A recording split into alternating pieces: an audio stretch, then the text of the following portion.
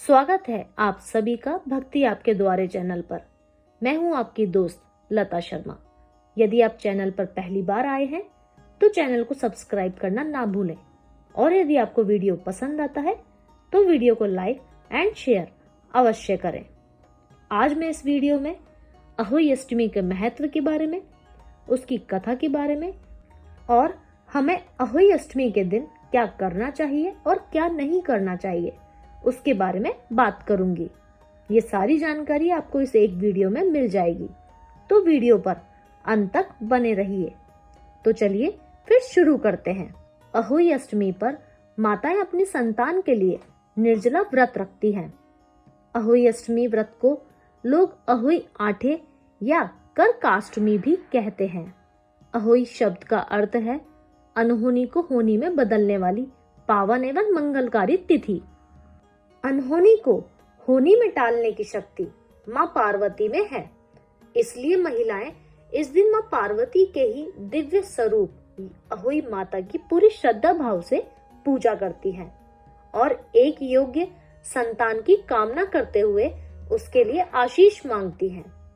कार्तिक मास के कृष्ण पक्ष की अष्टमी तिथि को माताएं अपनी संतान की लंबी आयु और उज्जवल भविष्य के लिए यह व्रत रखती हैं।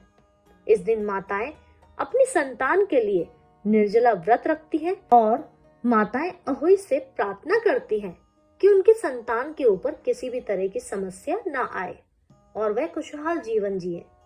अहोई अष्टमी के दिन विधिवत पूजा करने के साथ साथ हमें कथा का पाठ भी अवश्य करना चाहिए।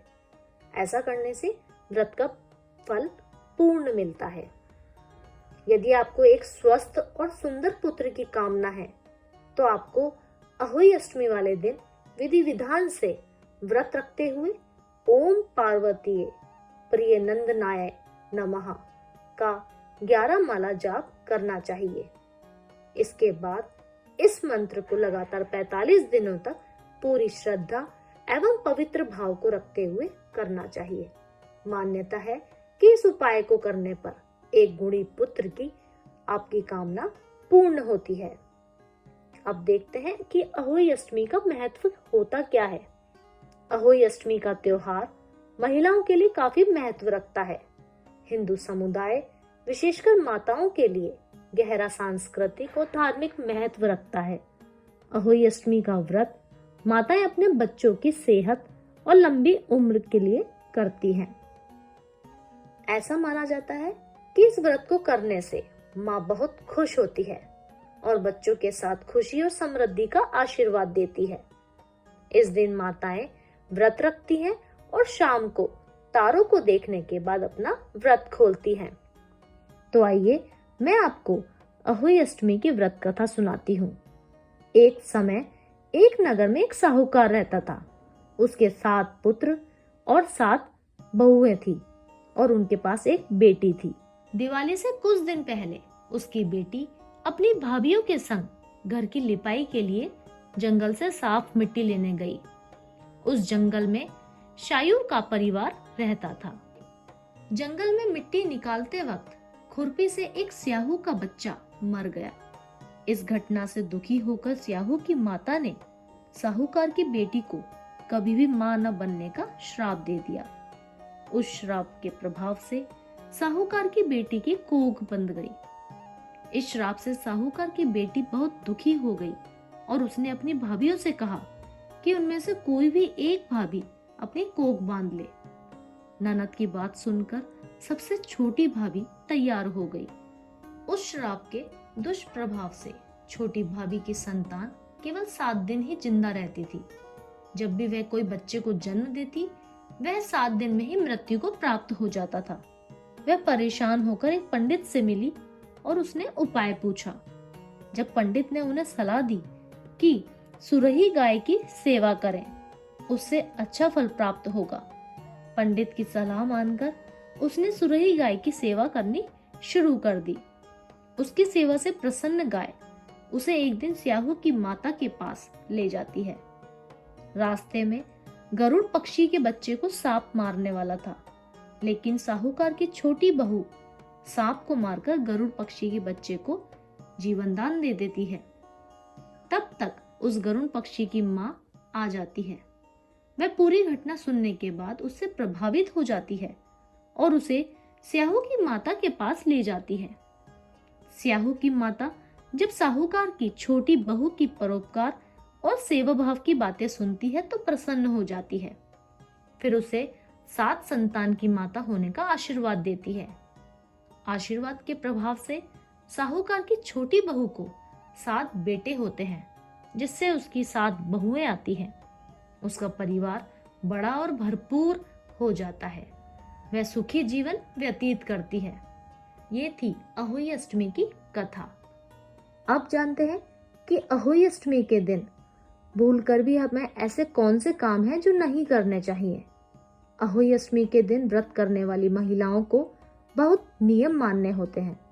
पहला नियम आता है, अहोई अष्टमी के दिन माताओं को मिट्टी से जुड़ा कोई काम नहीं करना चाहिए।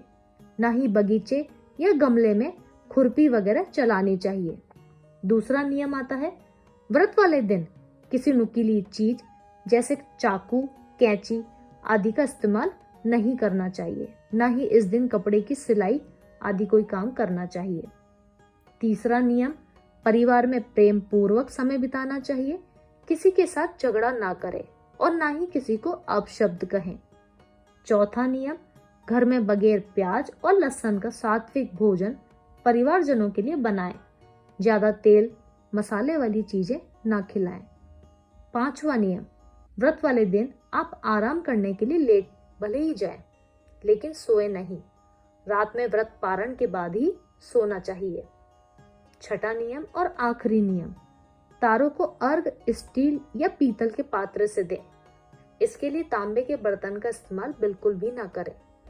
तांबे का इस्तेमाल सूर्य को जल देने के लिए श्रेष्ठ माना जाता है। पूजा करते वक्त आपको कुछ बातों का ध्यान रखना आवश्यक है। अहोई माता माँ पार्वती का ही स्वरूप है। उनके पुत्र गणेश और कार्तिकेय हैं। इसलिए आप इस दिन पूजा के दौरान पूरे शिव परिवार की तस्वीर रखकर पूजा करें।